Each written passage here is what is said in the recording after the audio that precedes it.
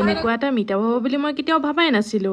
আচলতে আমাৰ বিটেকৰ লগৰ প্ৰভা আৰু আমাৰ পেট্ৰলিয়ামৰ লগৰ কেইটামান দেহৰাদুনত পঢ়ি আছে। চব পূজাৰ বন্ধত তেওঁলোকে নিজৰ নিজৰ ঘৰলৈ আহিছে আৰু ঘৰলৈ আহি চিধা আহিছে তেওঁলোকে ডিব্ৰুগড় ইউনিভাৰ্চিটি।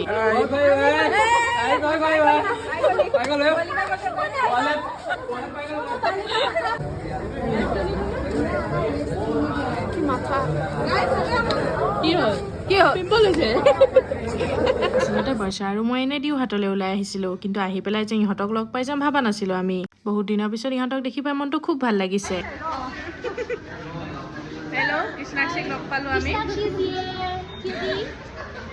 পিছে প্ৰবালক লগ পোৱাৰ এইটো নেক্সট ডে ভিডিঅ' দেই, মানে ভিডিঅ'টো হৈছে থাৰ্ছডে। ক্লাছ কেইটা কৰি উঠি দুপৰীয়া আমি গৈ আছো প্ৰবালৰ লগত ভাত খাবলৈ। মানে বিটেকত থাকোতে আমি যোনখন হোটেলত বেছিকৈ ভাত খাবলৈ আহিছিলো সেইখনতে আহিছো আৰু, যিখনৰ নাম হৈছে অতিথি।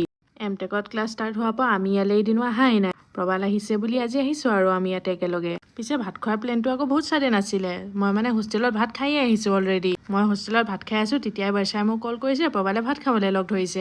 মই তেওঁলোকক ক'লো একো নাই, মই তাত গৈ তোমালোকক কোম্পানী দি দিম। ইহঁতে ভাত খোৱা ষ্টাৰ্ট দিছে আৰু অতিথি আন্টিয়ে মোক দিলেহি খেজুৰ দুটা। তেওঁ কৈছে ভাত নোখোৱা যিহেতু এইকেইটাকে খাই থাকা আৰু। এয়া হৈছে অতিথি হোটেলৰ আংকাল আন্টি। পিছে বহুত দিনৰ মূৰত প্ৰবালক লগ পাই খুব ভাল লাগিলে। আজিলৈ ভিডিঅ'টো ইমানতে